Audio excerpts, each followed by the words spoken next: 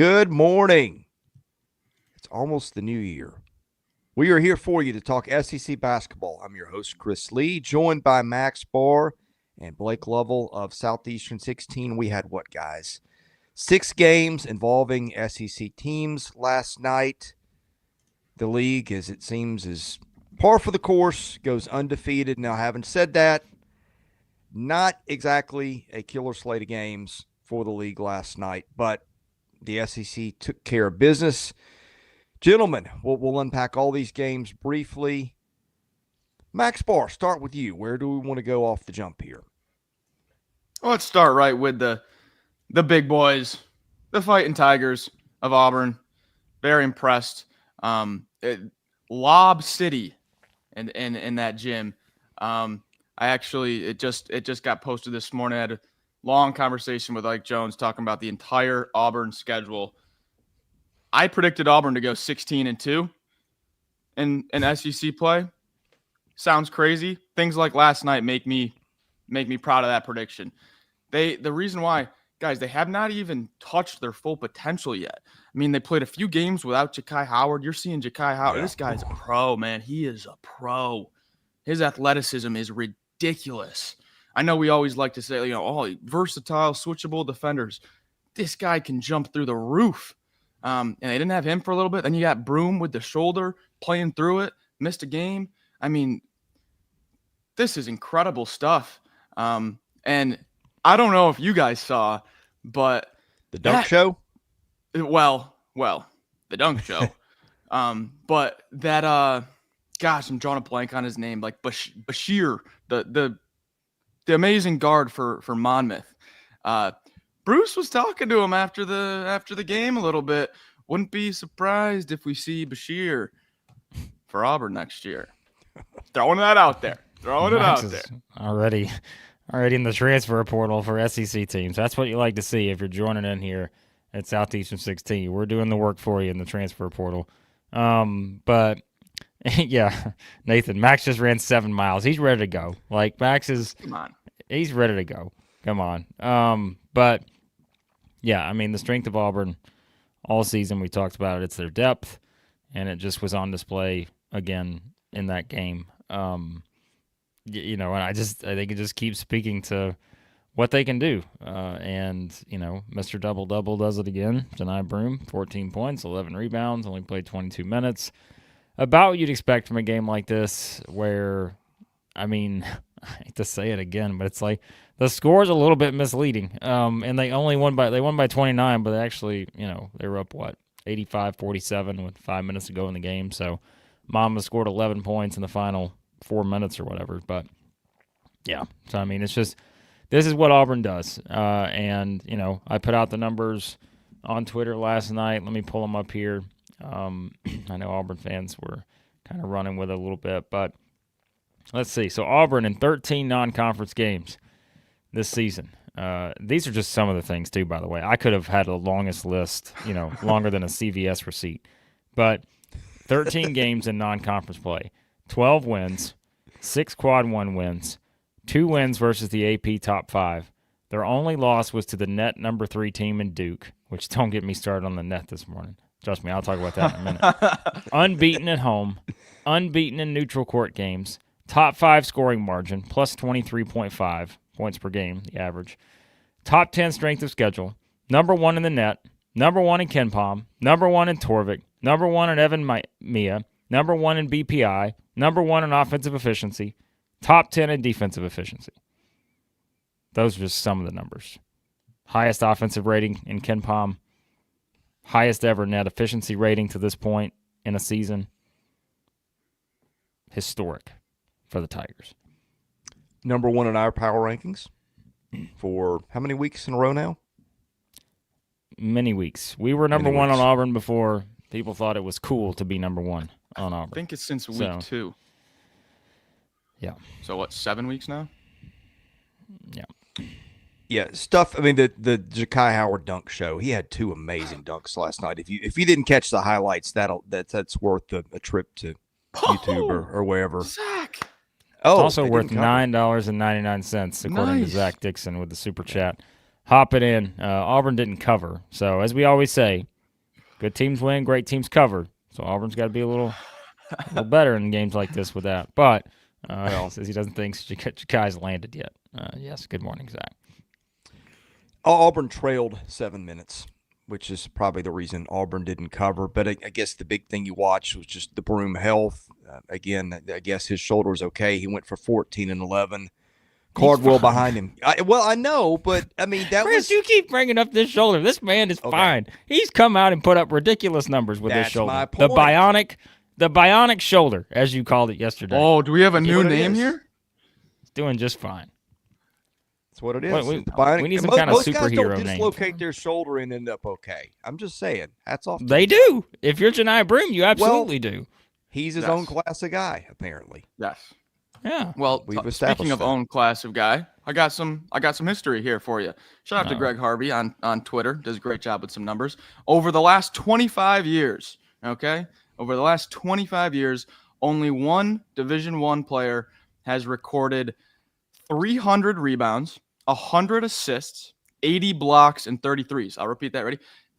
300 rebounds, 100 assists, 80 blocks, and 33s in a single calendar year. Only one player has done it in the last 25 years.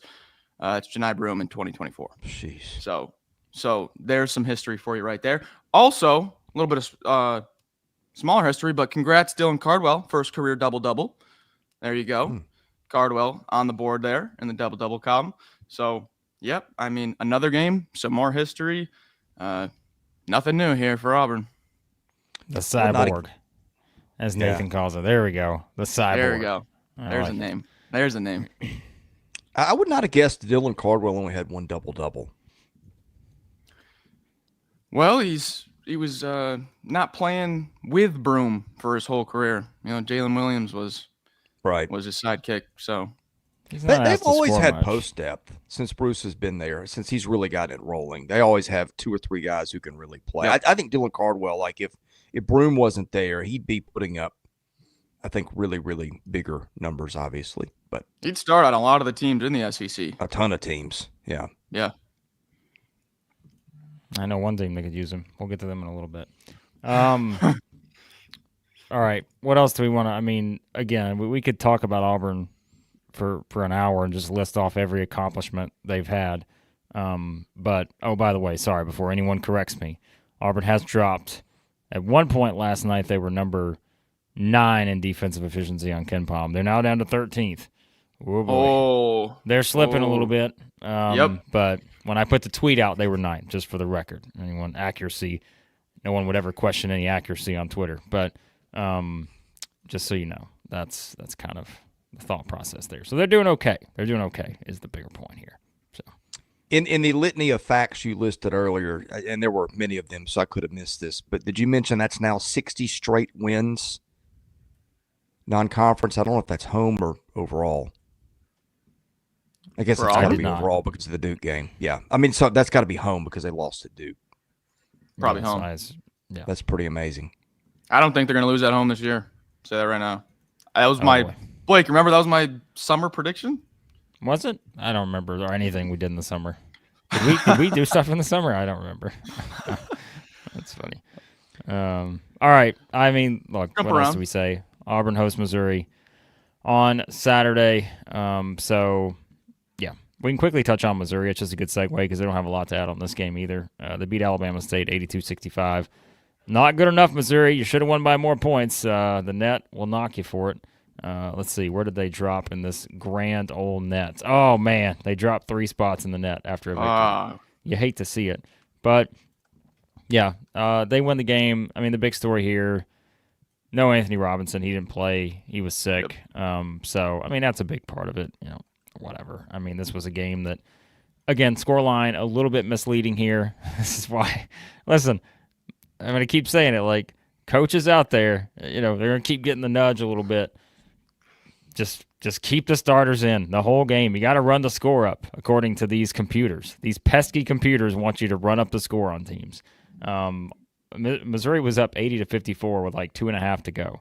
Winds up being 82-65. So, again, do the math. 11 points for Alabama State at the end when the game really is in doubt or not in doubt. Yeah, you know, So it's just like, what do you do?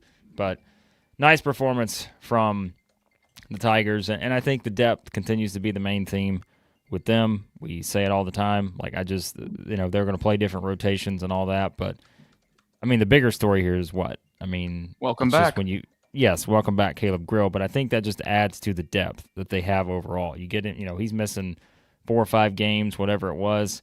And we can play the what if game. They have a great chance to beat Illinois if he plays in that one. But no, he didn't. And, that's also something to keep in mind. That'll be factored in if Missouri's one of those teams that's in the discussion, for a tournament type seeding or bubble type scenario. Not having him for a game like that, what could that have meant? That kind of stuff. But nonetheless, I think a strong finish to non-conference play for Missouri. And now it's all worth it as you get ready to head to Auburn, into the jungle on Saturday. The Tigers and the Tigers clashing on the plains. Yep. Welcome back, Caleb Grill. Don't worry about Ant Robinson. He's just sick. We'll be back. Grill. 11 minutes played, 7 3-pointers attempted. You gotta love it.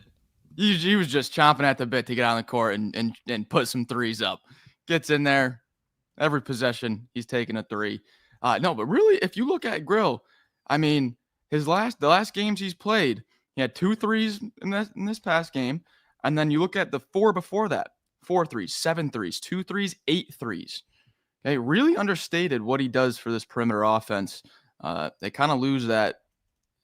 Cruz was picking it up for a few games, but Caleb Grill, here we go. They won against Kansas without him. So let's see. Question for you guys. Who is Missouri's most indispensable player at this point? Mark Mitchell. Interesting. I didn't even have to think about that.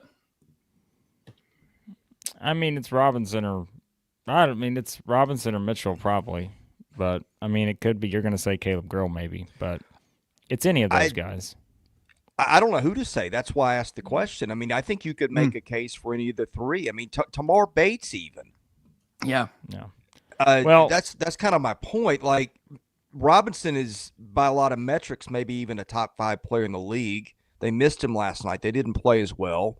We know what happened to Missouri last year when Grill didn't play, when he got hurt. And that wasn't just a Grill situation. They had other guys hurt too, but that contributed. You've seen how good Caleb Grill has been at times this year. He's had, a 35-point game or something close? That's why I ask. I think it's a very interesting conversation. Difference this year is they have more depth. So right, they can get by, with him being out as they have. But, I mean, you could pick any of those guys for sure. And so I'll just say this: if you don't know the answer and you're thinking, hey, that'd be a great prop bet to bet on, who is the most indispensable player for the Missouri Tigers? Well, it's a good thing there are places out there that love their prop bets. I can't guarantee it'll be there, but send an email to them. Let them know you want this question, whatever, as one of their bets. At Bet Online, because they're the world's most trusted betting platform. Your number one source for online betting, earliest odds, in-game live betting. Bet Online provides you with all the action, ability to watch the games as they happen. Largest selection of odds on everything from football, the NBA, college basketball, NHL, UFC. Like yesterday, we said dodgeball and badminton. Water polo. Nice. What else? I don't know. Bob There's other Pudding. sports out there, folks. There you go. That's another one, too. Head to Bet Online today. Don't forget to use that promo code BLEAV, BLEAV, for your welcome bonus on your first deposit. Bet Online. The game starts here. Blake, you caught me off guard with that one. I'm usually ready for him. That was one of your better segues. Sam, got a great one. Great one. Sam's gonna like that on the rewind. Yeah, for another ad read as well. So, yeah. All right. What else do you want to add on Missouri here? I don't have a lot. I mean, yeah. Just to wrap up a loose end, win shares for whatever it's worth. It's got them in this order: Robinson, Bates, Mitchell, Warwick, Pierce. Grill would be 6, but Grill's also missed 4 games. So win shares. Is that a computer thing again, Chris? It's a the only reason. Get it out of here. The reason I say Mark Mitchell is because he gets to the free throw line so often. He might not make a ton of free throws, but he's just a nuisance for the other team. Well, They got a few of those guys. MVP and most indispensable, they're two different questions, right? True. Because indispensable depends on the roster around you. True. So, I mean, like, just for the record, I don't know the answer for either question. I think there's a lot of good candidates either way. But I do think what it does is it does point to a roster balance that Blake mentioned that they didn't have a year ago. Because, like, last year would have been – the discussion would have been Sean East and Tamar Bates, and then, the roster drops off a cliff into the abyss. This year they've got a half dozen guys who are really good players. So it's a great point. All right, the Hogs, 92-62 victory over Oakland. This was another one that don't look now, but this game was kind of a weird one because early on, like, Cal's probably feeling the voodoo setting in from the Oakland team, of course, based on what happened last year. I know there's some Kentucky fans in the chat. We'll we'll use a code word for Oakland. How about that? So we don't have to say that name. But yeah, we'll come up with something. But I mean, they were winning. They were up 2, with like 3 minutes to go in the first half, and you're wondering, is this going to be a game where you let this team hang around? Because this Oakland team, too, by the way, is nowhere near it's just not as good as the one last year. And I think there's a couple things that point that out. They're 4-10 on the season, but also they went 2 of 17 in this game. There's no Jack Golke out there knocking down 48 threes. So Arkansas turns it on in the second half, just complete domination, which is what you want to see, I think. And no John L. Davis, as we're all aware, in this game. But my guy, anybody, just like take your pick. I mean, Boogie Flan, who was my SEC Player of the Year, SEC Freshman of the Year. My guy, Jonas Adu, making a big difference on the defensive end. Trevin Brazil, 6 blocks in this game. My guys in Fayetteville, the Hogs, putting it together. Not so great first half, but it's not how you start, it's how you finish. And a great finish for the Hogs here. This man should run for office, Max Barr. Incredible. It really is. Reminds me of someone else I know in Fayetteville. All right. I mean, I guess it goes. It probably speaks to the year that the Euro's having. That I don't. Did he get really mention him off the jump? He had to know all the stat sheet stuff in games, but we just sort of expect that at this point. I noticed they didn't. They're doing the thin bench thing again with Davis out. They sort of had to. Again, I continue to be worried about the wrist, and I don't think last night gives me any comfort there. But they do have some pretty good guards. Very interested to see DJ Wagner going forward. We mentioned that. Yeah. I mean, he's a guy that can be a superstar for stretches. Boogie Flan can too. So I don't know. I'm very interested to see how the backcourt thing resolves for them going forward. I know we've said that many times, but it's still where we are with this team. Yeah. Real quick, they don't have Jack Golke, but they have Malcolm Christie, who, let me just give you his 3-pointers over the last 5 games. So last night he goes 1 of 8. Okay, he goes 1 of 8. The 4 games. Give me his attempts too, by the way. Ready? Make sure you give me his attempts, because that's the thing that stood out to me. 7 of 22. Wow. 4 of 12. 6 of 15. 5 of 12. So those were his 4 games leading into Arkansas, and then he goes 1 of 8. That defensive scout on Christie could not have been executed better. I liked what I saw out of Carter Knox, and then my guy, Blake. My guy, Billy the Kid. What a machine this guy is. They must, I don't know what they have in the Gatorade at Arkansas, but whatever energy drink Billy Richmond is on, I want some of that, because this guy has no quit on his motor.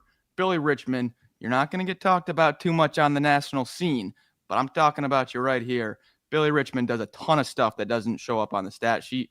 And then, guys, I mean, it's gotten to the point where, honestly, I've seen enough that Boogie Fland is just so individually talented that I think Arkansas can beat anyone on any given day because of how much of just a nightmare Boogie Fland is to play.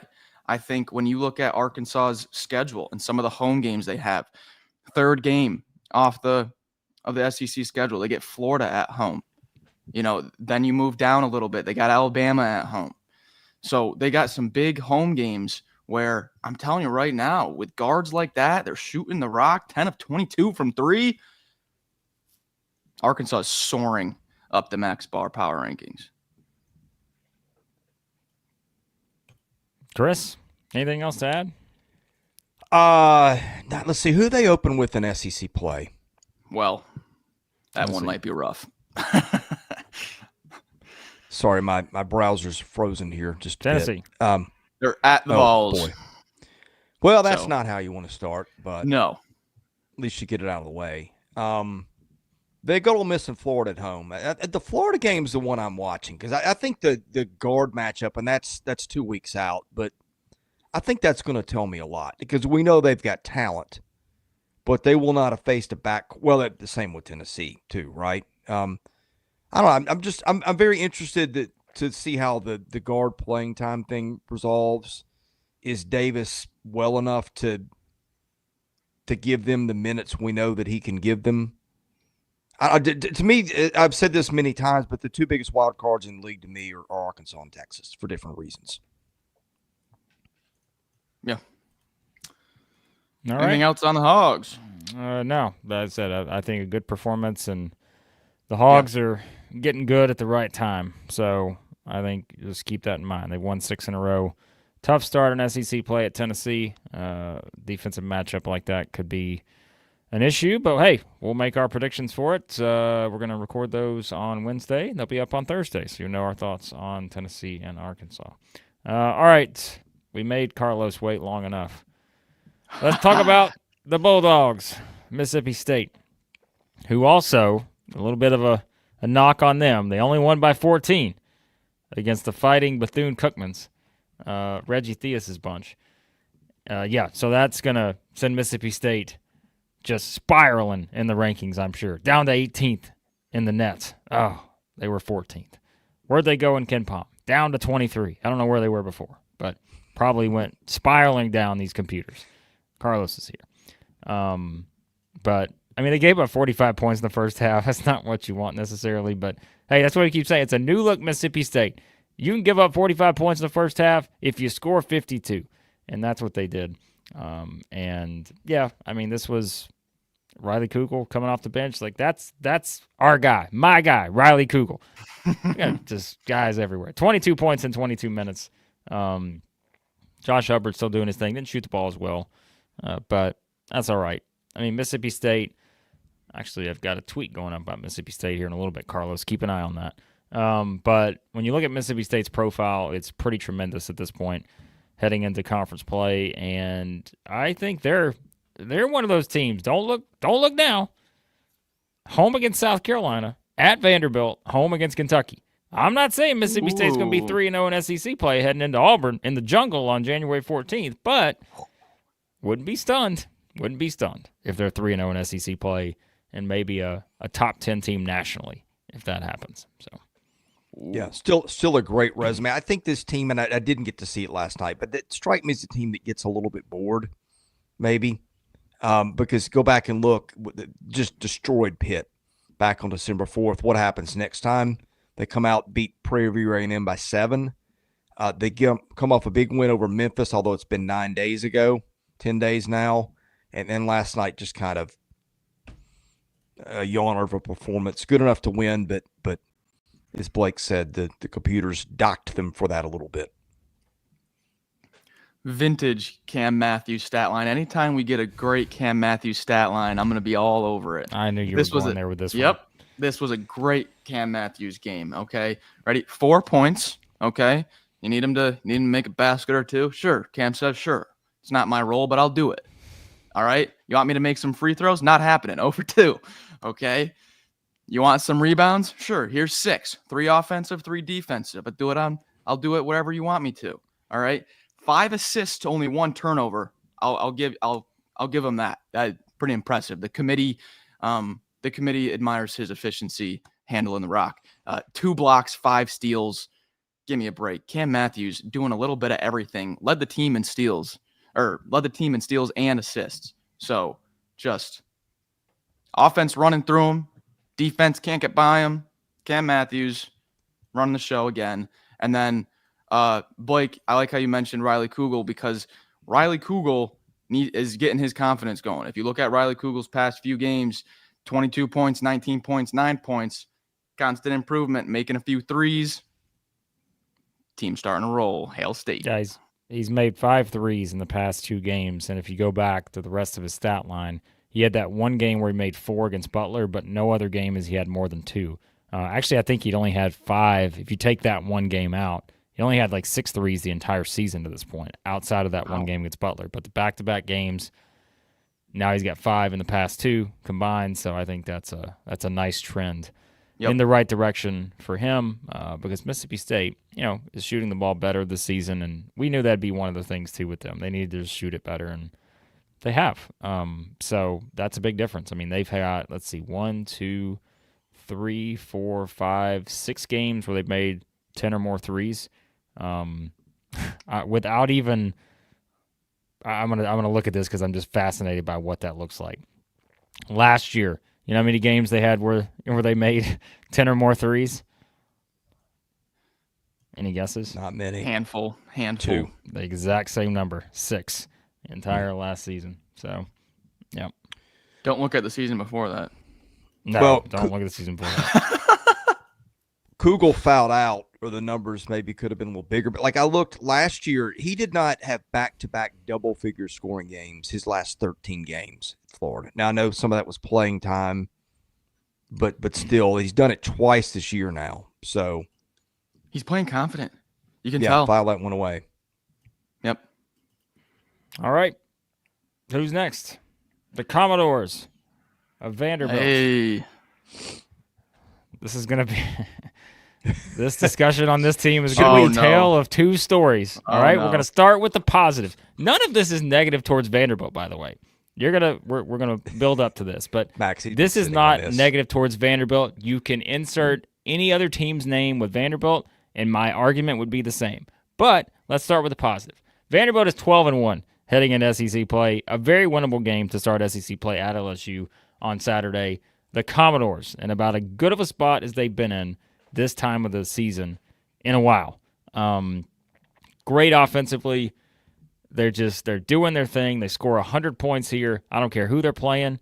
How many times? They scored 100 points 3 times this season already. New Orleans, the Citadel, and Maryland Eastern Shore have given up 100 or more to the Commodores.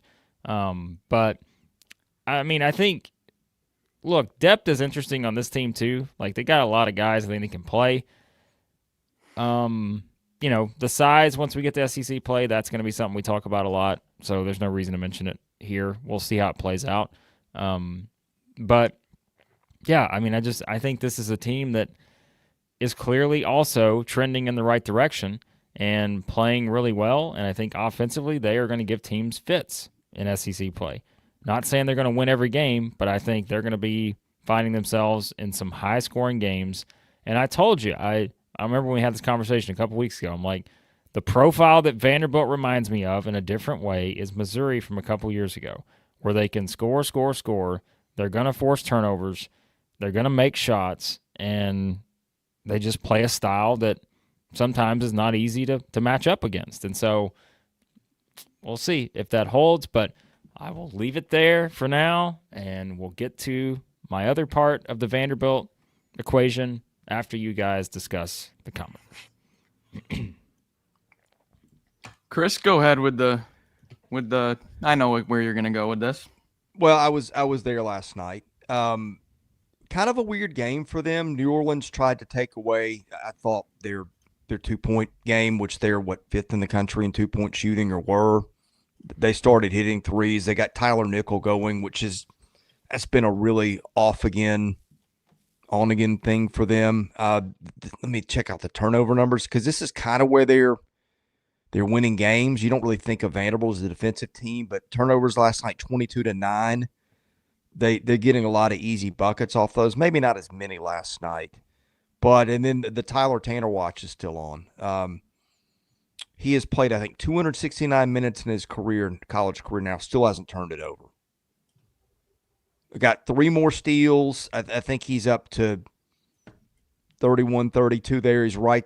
His assist number's about like that too. Like, how many times have you ever seen a guard, play their first 270 minutes in college ball and not turn it over? I mean, that's hard for anybody.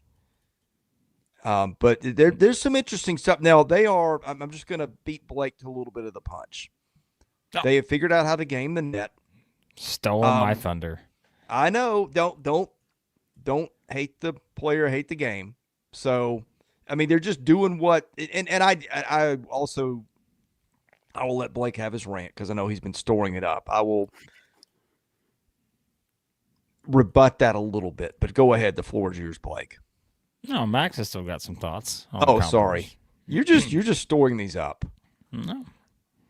Do we have there's got to be some ESPN stat or something on the most amount of minutes played by a freshman without a turnover? I mean, it's got to be somewhere close. If not, he's already broken it. But the craziest thing is, guys, is that he's 3rd in the country in steal rate to go along with this. Third in the country. Guy's playing like 20 minutes a game.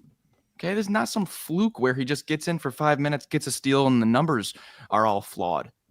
This is some incredible stuff that just no one is talking about at all with Tyler Tanner. Well, if you follow Joey Dwyer's talking about it. But I just wanted to give Tyler Tanner his shine. So, Blake, go ahead. Think about the chaos that comes after a steal in a game too. Like, where the fast possession breaks changes and you get fast breaks and all this other stuff, and the guy still hasn't turned it over.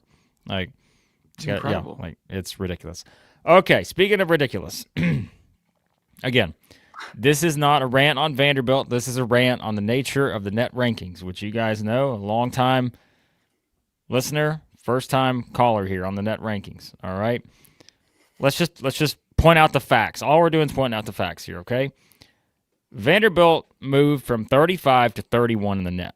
So Vanderbilt fans been chasing that net ranking for years now, because that's always kind of been the thing that is like, why is the net not moving? Why is it not moving? And that was kind of the discussion on them when they had that great run a couple years ago, right, towards the end of the season, and trying to figure out what's our path to the NCAA tournament. Well, this is a great start right here to be at 31 in the net. But I'd also like to just point out some things, okay? So, strength of schedule, right? That's something else that, kind of is a big deal and everything. Missouri and Oklahoma, we picked on them a little bit about strength of schedule, right? According to Ken Pom, Vanderbilt's strength of schedule, 349 nationally. Missouri strength of schedule, 360. Oklahoma strength of schedule, 341. So, I mean, look, I'm just pointing out facts here. Texas strength of schedule, 359. So, these teams have not played the greatest strength of schedule. It is what it is in terms of the computers. Now, that's what they'll tell you. I'd tell you they've all played a top 16 strength of schedule, in my opinion. But when you look at it from this standpoint, Vanderbilt moves up 4 in the net because they blew out New Orleans, right? Oklahoma's still sitting there at 13-0. They're 41st in the net, right? So they're 10 spots behind Vanderbilt.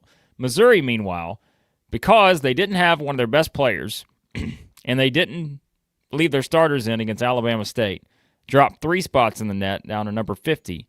Yet Missouri, who has an extra loss, right? But they've beaten the number 1 team in the country in Kansas, and yet they're still like 20 spots lower. But as Chris said, if you want to just see what actually happens with the net, it is truly about how much do you beat the other teams by. And and that's why I keep bringing up the fact, if I'm a coach, there is every incentive to try to win every game by 50 or more. Because if you do that, you're in great shape. It is going to pay off in the long run. I promise you. Being respectful, the net is the most disrespectful entity in the history of athletics. All right? The net only cares about how much you disrespect your opponents. That's all it cares about. All right? Let's just get it out there. So whoever devised the net, they got a lot of disrespect that they're trying to dish out, because that's clearly what it's about. Run up the score. All right? It's like remember the Titans. My goodness. Just run it up. So I could be wrong about this, coach. I might be wrong, so don't kill me if I am wrong. But I feel like the net is just how much do you beat the pregame spread by? Yes. And where that becomes flawed is, say you're minus 25 against some mid-major and you beat them by 50. You just blow them out. They just didn't have a chance. That's a 25-point margin over the predictive metrics. But say you're plus 5 playing on the road in a hostile environment and against a really good team, and you win by 4. You grab a win on the road, huge win against a good team. You only beat the spread by 9. I feel like the net awards you beating the mid-major, just crushing them, more than they would a very high-quality opponent if you only beat the spread by a little bit. I think that's where it's completely flawed. Well, it is, but go ahead, Blake. You've got something else. No, I was going to take this down another rabbit hole of, have mid-majors ever been at more of a disadvantage than they are right now? No. Oh, my goodness. True. So I think that's another aspect that comes into this, and that's why you're seeing more of these games that are just completely lopsided, is because I just don't know that there's ever been as much of a disadvantage for obvious reasons. But I mean, basketball now is basically the SEC, the Big Ten, the Big 12, the Big East, a few ACC teams, Gonzaga, and some scattered Mountain West teams in that, 8 to 12 seed range. I mean, it has been completely taken over by the big conferences. And that is something about the game that, look, we love our SEC. We have an SEC channel. We get it. But I don't think that part is healthy for the game. By the way, I do have a rebuttal on the net in just a minute, but I do agree with you there. Well, okay, let's what is the net? It is a tool. It is not the end all be all. Okay, and I'll give you, this is what it is. And by the way, you can criticize Ken Pom, Bart Torvik, any of these. It is a predictive metric. Those are. Now the net I don't quite understand, because there's got another element to it. Like Vanderbilt is what, 15, 16 spots higher in the net than it is. I think Evan Mize got him 37 this morning, so that's the one where they're closest. But let's say that you got a team and, just they play Kansas 18 times a year. They go 0-18, but they lose all of them by 1 point. You got another team, they go 18-0 in conference. They're all 1 point wins against Mississippi Valley State. Which team would you least want to play? The team that loses this 18-0 against Mississippi Valley State, or the one that's 0-18 against Kansas? I see the point. And that's the point. That the net is not supposed to be the end all be all. It's supposed to be a descriptor of who you beat. And it's supposed to give you credit for those situations where, like, especially if you're in the Big 12 and a team can go 6-12, but it can be a top 40 team in Ken Pom. Frankly, I wonder why they didn't just stick with a lot of the predictives and not go to net. Just say, hey, we're going to look at Ken Pom and Torvik and MI and all those guys and just do that. And then we're going to look at KPI and some of the other resume descriptors. I'm really not sure why, but I get it. The number beside your net ranking is not supposed to be the end all be all. It's supposed to be a descriptor for the teams that you have beaten in the quads. Now, look, you have seen teams where if the number in the net drops badly enough, that gets held against you. Like Vanderbilt a couple years ago went 11-7 in the league or whatever it was, 12-6, didn't get in because they blew off the pre-conference portion of the schedule and were 80 in the net. And if you looked at the resume and throw out the net number, there was enough stuff in the quadrants to probably get them in. But the number next to the net was 80, and the committee left. Now, I guess what I'm saying, there's a point to where that number matters. But typically it's not supposed to matter. It's supposed to be used more to help you and look at the resume and say, all right, you beat a bunch of bad teams, or you did this against quad one teams, and that's the point. It's not the number next to the team's name, generally speaking. And by the way, that's how Arkansas and was it Mississippi State and Auburn all got in with sub 500, because they didn't have a lot of good wins, but the net had them there. I know. I just like picking on the net. Oh, I know. Everything you said is true. I just like to keep railing on the net. So we got one last game, I believe. Yeah, we do, and that's South Carolina beating One Presbyterian. More. Yeah, hopefully it's just one, because we gotta get out of here. And by the way, I know there are 2 games tonight. We'll give you about 1 minute on those. Sorry, Kentucky fans, Tennessee fans, but South Carolina, I had the tweet ready. I had it ready. I was getting ready to send out the tweet. Every SEC team, all 16 teams, are about to head into conference play with 10 or more wins, an unprecedented feat in the history of sports. And then I'm looking up and I'm like, wait a second. Am I not going to be able to send this perfectly crafted tweet? Because South Carolina, a little bit iffy there for a while in this game against the Blue Hens? Blue Hose, not the Blue Hens. Presbyterian. And who's the Blue Hens? Delaware, right? Yeah. I knew Chris would know that right off the bat. 69-59, the victory for South Carolina. Yeah, they were down double digits in the second half, which is not something you want to say necessarily heading into conference play, but found a way to win the game. Colin Murray-Boyle's doing his thing. Superman. I mean, the guy's going to carry them in some of these games just because he's going to be one of the best players on the floor, period, no matter who they're playing. He's that good, and that's a good thing to have for South Carolina because, like we said, they're built differently than they were last year. You know, they are going to be more reliant on a guy like that to just kind of pick them up and go when they need to in these kind of games once they get an SEC play. But, you know, it's also you've got an experienced guy like Nick Pringle who's been in these games before too. And so I think, you know, they're going to be an interesting team, like we said. I mean, sure, they're near the bottom of our power rankings heading in. This is the kind of performance that makes you scratch your head a little bit and wonder. But I mean, as Max said yesterday, they're probably going to be in position to beat some teams at home that maybe they shouldn't beat because that's just kind of what you expect from this league. And I think South Carolina's just they're going to be one of these teams. You know, this game was 69-59. I think that's the kind of game they're going to need to play against some of these teams. I don't think they're going to be in positions to win 85, 83 type games. I just don't like that setup for them. So I think they need to grind some teams, make it lower possession, lower scoring, just based on and I know you can look back and say, well, look at the Clemson game, 91-88, right? I think that's a little bit more of the outlier in those kind of games than what it'll be. I think this may be kind of how they have to do it. Especially, right? Because look at those first 3 SEC games.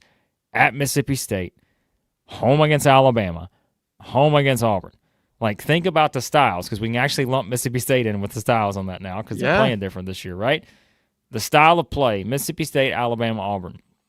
I just think if you're South Carolina and you're trying to play that style with those 3 teams, I don't like that outcome. So can you make it a little bit different, right? And we talked about that last year. What was it? The game they won at Tennessee last year. Was it 63-59? Yeah. Like, you're probably going to need some more of those kind of games this year to beat some of these better teams. And it's going to be tough, right? Because are you going to be able to hold an Alabama and Auburn to 59 points? Probably not. But it's just kind of I think something of note that I've seen here. And look, though, we say all that. I mean, they're on a 7-game winning streak entering conference play. They can't help how bad Virginia Tech and Boston College are, but they have the nice win over Clemson. And so they're very confident, as they should be, heading into SEC play. Yeah, Murray Boyles had a quiet first half and then went off in the second. This is now his 4th game ending on 9 rebounds when he's had double-digit points. He could, if they knew and they were trying to get him another rebound late in the game, trying to get a double-double, he could have had some sort of record-setting season because he's already got a bunch. But I know Broom is probably ahead of them on the numbers, but I just wanted to go to show how close Colin Murray-Boyles has been to having double-double in over half the games played already. But yeah, was not pretty for the beginning of it. I'm not going to lie. Presbyterian passed my eye test. They stink on the computers. They stink on the computers. But if you watch that Corey Mincy cat, he is just lightning quick. He had 28 against NC State earlier in the year. He had 29 against Charlotte. He's been putting up near 30 multiple times this year. That Mincy cat for Presbyterian, he's good. Maybe the team's not, but they've got some guys. They were passing my eye test. I just want to say that.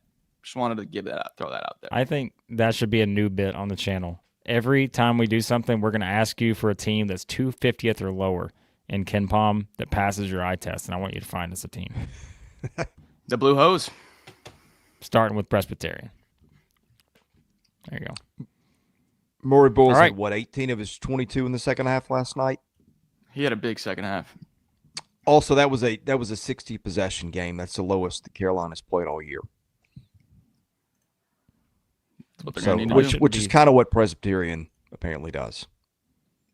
Yeah, I don't think they'll be that low in SEC play, but I think you still need some lower possession games. I don't know. Maybe I'm wrong. Maybe the Clemson game is what they need more. I just worry a little bit about offensive output in some of these games, and I wonder if they can just kind of grind some teams with defense, but maybe not. Maybe it's just, it's going to be hard to dictate tempo against some of these. Yeah. I mean, look, I go a step further. I stopped at Auburn, but the next game they're on the road at Vanderbilt. Vanderbilt's going to run up and down the floor. Yeah. Florida a couple games later. Like, they are playing like the fastest tempo teams right off the bat in SEC play. So, we'll see. Yeah, their highest possession games this year that didn't go to overtime. Xavier, 71 possessions, lost that one by 9. Indiana, 72 possessions, lost that one by 16. North Florida, 69 possessions, lost that by 3. Did beat South Carolina State in the 72 possession game and beat Clemson in the 76 possession game, but that was also overtime. So take your for it. Sam must be saying something. Yeah. Well, as Sam knows, if you want a life lesson, the Blue Hose, they ain't loyal, is what Sam says. So obviously talking about Presbyterian, as you know. But, so I don't know. But, all right, there's 2 games tonight. Kentucky plays Brown. Tennessee plays Norfolk State. Quick scouting report. Brown is 7-4. They also slow the thing down to a grind if you want the transitive property. They just played Kansas on the road, lost by 34 on December 22nd. Then they're going to play, anybody want to guess Brown's next game after that, they play Johnson in Wales. So I believe that's a non-Division I team. Norfolk State is the opponent for Tennessee. A little bit more interesting is this one. Good MEAC team. Yeah, they're decent. So I think that's a team that, I don't know, would it be shocking? They're also a lower tempo type team. They've won 3 in a row. They're already into conference. Did they start a conference play? No, they haven't started yet. But lost at Baylor by 25. Lost at Stanford by 7. That's kind of your lost Grand Canyon by 18. So if you're looking for some of those common opponents, there you go. But big favorites for Tennessee and Kentucky in these 2 games tonight. And as we said, Tennessee opens with Arkansas at home on Saturday. Kentucky opens with Florida at home on Saturday. Every time I hear Norfolk State, I just think of Kyle O'Quinn in that 2012 game against Missouri. Every time. Yeah. Norfolk State, just Kyle O'Quinn. I can see him perfectly in my head right now. But are you guys, which game are you guys more like, because both are going to be massive double-digit spreads, but both of these opponents are top 200. I mean, they're not like they're Kentucky Brown. One of the Kentucky Brown. Okay, that's what I was going to say. I want to see what Kentucky looks like. Brown already beat. Who was it? Brown shoots a lot of threes. That could be a fun game. Could be a high-scoring game. Brown beat Rhode Island a couple weeks ago. which is They did. top Not 100 bad. Ken Pom team. Yeah. Not bad. It's Rhode Island's only loss of the season, by the way, 11-1. So, yep. And plus, So that could be a Kentucky's little- just been little sitting challenging. for what 9 days now, just Yeah. waiting. So as good as Brown may be in the Ivy, because we know the Ivy. I just think Kentucky's been sitting on that Ohio State game, and they're gonna just come out guns blazing. I feel like.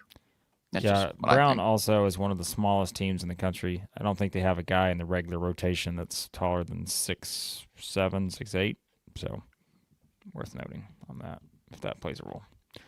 All right, let's get to the people before we hop off here. Let's see, and I know we have something else to get to, but I want to get to some of the things people. There's a lot of chats coming in. Max, just find something, star them if you want. I'm not. I able had to a keep few up. starred. Okay, let's go. Tom earlier. Remember, It Just Means More. It's here at Southeastern 16. We are working on the member stuff, guys. Sorry, holidays, all that. We just got thrown off. Busy time. Tom's ready to watch the Big Blue Nation today. So, good for Tom. Holly also ready to watch a couple SEC teams get punched in the mouth in SEC play. So, calling out the week Wow. one conference schedules.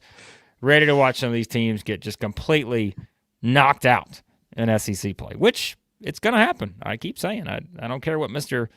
Palm or Mr. Vick says, but I'm telling you, I know the projected records have like the lowest team winning 6 or games or whatever. I just don't think that's going to happen. I think some teams are going to, kind of fall off a little bit because the league's so strong. So Earl said earlier, too, that John Calipari did say, yes, that he shouldn't have played Jonas Adu because he was sick. So, yep, that certainly.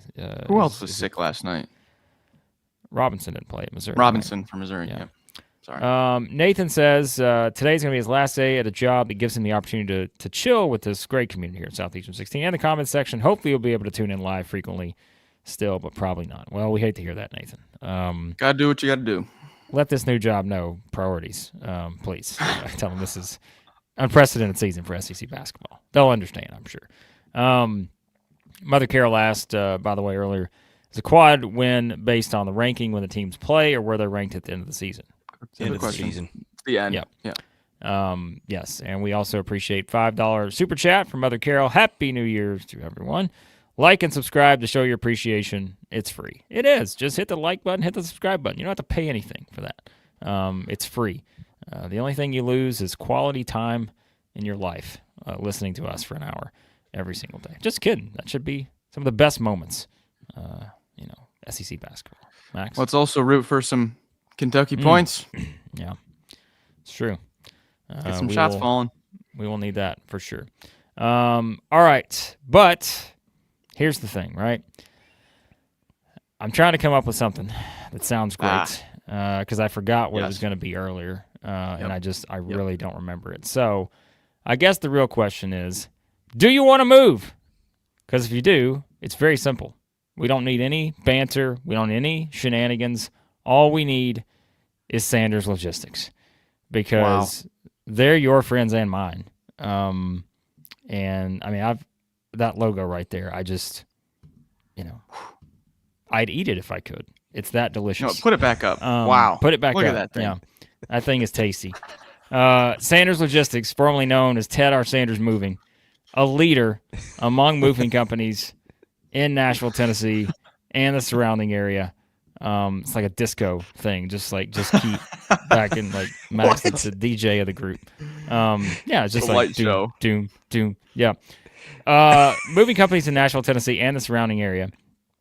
Their team of professional movers, they're not amateurs, they're professionals, are focused on delivering efficient, hassle-free moving at an affordable price. Every time I say those four, well, is it 3 words or would it technically be 4? Is hassle-free, is that 1 word or is it like a 1.5? How does that work when you have the hyphen in between it? Okay, well, I'm not sold on that. But they deliver efficient, hassle-free moving. Anytime I say those 4 or 3 words, Max Barr's eyes just light up, just like the headlights on the Sanders Logistics vans, even if it's 3 in the morning, and you say, I'm ready to move right now. I want to be in Vegas by 6 a.m. Doesn't matter where you are in the world. They'll get you there by 6 a.m. I don't know how it's possible. It could be 3 a.m. You could be 28 hours away. they'll get you there in 3 hours. That's all I know, because they do it at an affordable price. And whether you're moving across town or across the country, Sanders Logistics, they got you covered. Visit them, TedRSandersMoving.com. That was nice. That was a good one. Man. I'm going to throw something at you guys on the way out. Looking at Ken Palm this morning. Oh, boy. Mm. I'm out of here. 14 of the 16 teams picked to win 7 games or more. LSU 6-12, South Carolina 5-13 are the teams out. That happens. How many teams does the SEC get in the NCAA tournament? 17. It's a math question. Blake is already paralyzed. He's checked out. I'm not. Any team that goes 8-10 is going to get in. Okay, so that would be it'd be 11 of the teams. Yeah. Georgia, Vandy, Missouri are your 7 and 11s. I think if those are your teams that only have 7, Georgia is the only team in that group that has a shot. I think someone gets bumped out because Presbyterian might be a bid stealer on the bubble now. So why would you disagree with that, Chris? Just curious. Factor that in. Well, because one of them's Vandy, which is 31 in the net, so it probably depends on are the losses lopsided. But on the other hand, there's not a lot of big wins in there either in the pre-conference portion. So that's the strength of schedule. Be interesting. Is the problem, I think, for those teams right now. But it's all dependent on who you beat, and as long as you avoid the bad losses. So let's say there are 2 teams, and I ain't saying it's got to be LSU and South Carolina. Let's say there are 2 teams who just completely fall off. You can't lose to those teams.